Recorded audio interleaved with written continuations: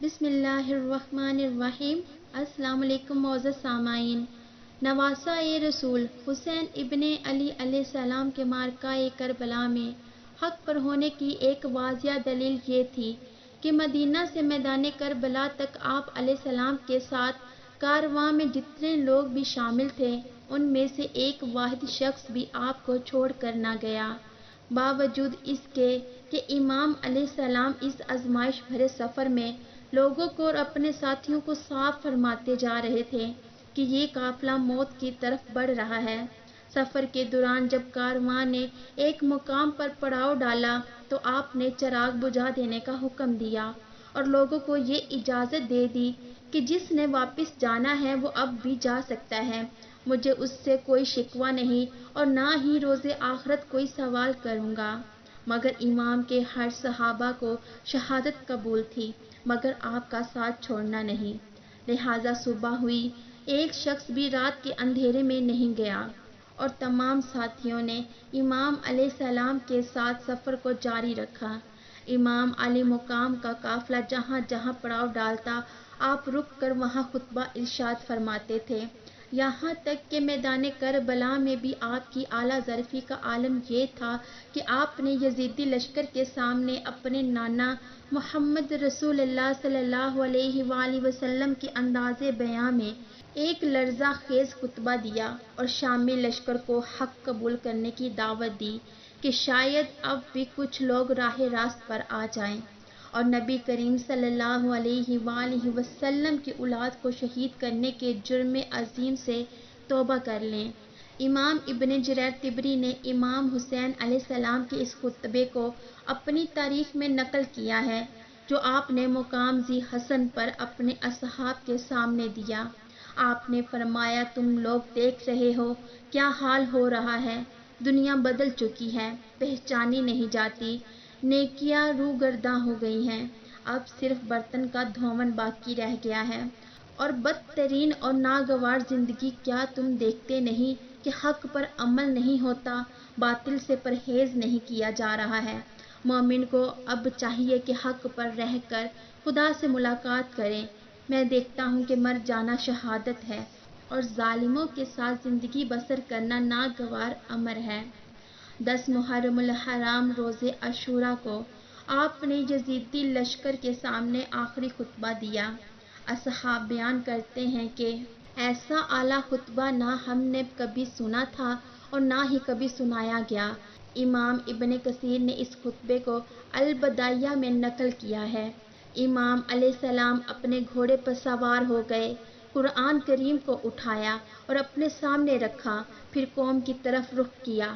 آپ ہاتھ اٹھائے ہوئے یہ دعا مانگ رہے تھے، اے اللہ، ہر مصیبت میں تیری ہی ذات پر میرا بھروسہ ہے اور ہر مشکل میں تو ہی میری امید ہے۔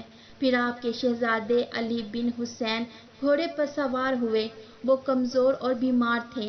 حضرت امام حسین نے بلند آواز سے فرمایا، لوگوں میں تمہیں ایک نصیحت کرتا ہوں، توجہ سے سنو۔ سب لوگ خاموش ہو گئے۔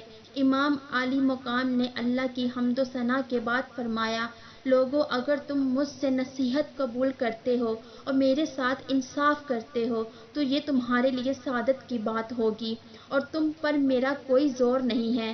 اگر تم میری نصیحت قبول نہیں کرتے تو تم اپنے خود ساختہ معبودوں کے ساتھ مل کر سازش کو پختہ کر لو، پھر تمہیں اپنے فیصلے میں کوئی شبہ باقی نہ رہے، پھر تم جو کچھ میرے خلاف کر سکتے ہو وہ کر گزرو اور مجھے مہلت نہ دو۔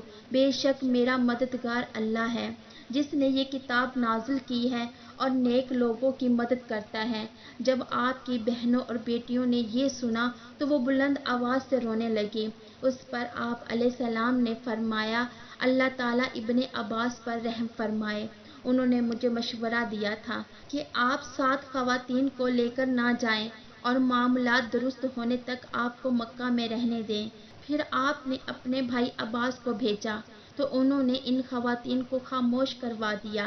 پھر آپ نے لوگوں کو اپنی فضیلت و نسب کی عظمت، مرتبے کی بلندی اور بزرگی بیان فرمائی۔ آپ نے فرمایا، اپنے ضمیر کو ٹٹولو اور محاسبہ کرو، کیا تمہارے لیے مجھ جیسے شخص کا قتل کرنا جائز ہے اور میں تمہارے نبی کی بیٹی کا بیٹا ہوں؟ روئے زمین پر میرے سوا کسی نبی کی بیٹی کا کوئی بیٹا نہیں۔ علی میرے والد ہیں، جعفر میرے چچا ہیں، حمزہ سید الشہداء میرے والد کے چچا ہیں۔ میرے اور میرے بھائی کے بارے میں رسول اللہ نے فرمایا ہے، یہ دونوں جنت کے نوجوانوں کے سردار ہیں۔ اگر تم میری بات کی تصدیق کرتے ہو تو میں سچ کہتا ہوں۔ اللہ کی قسم، جب سے میں نے جانا ہے کہ اللہ جھوٹ پر ناراض ہوتا ہے، میں نے جھوٹ نہیں بولا۔ اگر ایسا نہیں تو رسول اللہ صلی اللہ علیہ وآلہ وسلم کے اصحاب سے اس بارے میں پوچھ لو۔ حضرت جابر بن عبداللہ، ابو سعید خدری، سہل بن سعد، زید بن ارقم اور انس بن مالک رضی اللہ عنہ تمہیں اس بارے میں بتا دیں گے۔ تم پر افسوس ہے، کیا تم اللہ سے نہیں ڈرتے؟ کیا یہ میرا خون بہانے سے تمہارے لیے رکاوٹ نہیں ہے؟ تو اس وقت شمر بن ذل جوشن نے کہا، وہ ایک کنارے پر کھڑا ہو کر اللہ کی عبادت کرتا ہے، مگر میں جانتا ہوں کہ وہ کیا کہتے ہیں۔ تو حبیب بن مظاہر نے اس کو جواب دیا، خدا کی قسم اے شمر، تم 70 کناروں پر کھڑے ہو کر اللہ کی عبادت کرتے ہو۔ اللہ کی قسم جو وہ کہہ رہے ہیں ہم جانتے ہیں، اور بے شک تمہارے دل پر مہر لگ چکی ہے۔ پھر امام عالی مقام نے فرمایا، لوگوں مجھے چھوڑ دو تاکہ میں ایسی جگہ لوٹ جاؤں جہاں میرے لیے امان ہو اور کوئی خوف و خطر نہ ہو۔ انہوں نے کہا، آپ اپنے چچا زاد کی بیعت کیوں نہیں کرتے؟ تو آپ نے فرمایا، معاذ اللہ، میں ہر متکبر سے جو حساب کے دن پر ایمان نہیں رکھتا، میں رب اور تمہارے رب کی پناہ میں آتا ہوں۔ پھر آپ نے اپنی سواری کو بٹھایا، عقبہ بن سامان کو حکم دیا تو اس نے سواری کو باندھ دیا۔ پھر فرمایا، مجھے بتاؤ، کیا میں نے تم میں سے کسی کو قتل کیا ہے جس کا تم مجھ سے مطالبہ کرتے ہو، یا میں نے تمہارا مال کھایا ہے، یا کسی زخم کا قصاص مانگتے ہو؟ اس پر لوگ خاموش ہو گئے۔ راوی کہتا ہے، پھر آپ نے بلند آواز سے پکارا، اے شبیش بن ربی، اے حجار بن ابجر، اے کیش بن اشجر، اے زید بن حارث، کیا تم نے مجھے نہیں لکھا کہ پھل پک چکے ہیں اور درخت سبز ہو چکے ہیں؟ آپ ہمارے پاس تشریف لائیں، آپ ایک تیار فوج کے پاس تشریف لائیں گے۔ انہوں نے کہا، ہم نے ایسا نہیں کہا۔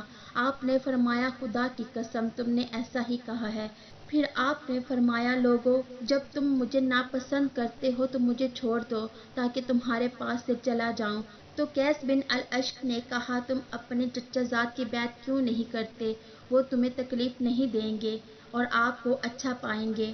امام حسین نے فرمایا، تم اپنے بھائی کے بھائی ہو، کیا تم جانتے ہو کہ بنو ہاشم تم سے مسلم بن عقیل کے خون سے زیادہ کا مطالبہ کرے نہیں؟ اللہ کی قسم میں ذلیلوں کی طرح اس کی بیعت نہیں کروں گا اور غلاموں کی طرح اس کو تسلیم نہیں کروں گا۔ اللہ پاک سے دعا ہے کہ اللہ پاک ہم سب کو اہل بیت کے نقش قدم پر چلنے کی توفیق عطا فرمائے، آمین یا رب العالمین۔ معزز سامعین، ویڈیو پسند آنے کی صورت میں ویڈیو کو لائک اور شیئر بھی کریں، اور نیچے دیے گئے کمنٹس میں اپنی رائے ضرور دیجیے گا۔ اگر آپ نے ابھی تک ہمارا یوٹیوب چینل سبسکرائب نہیں کیا تو چینل کو سبسکرائب کر کے بیل کے بٹن کو پریس کر لیں۔ جزاک اللہ۔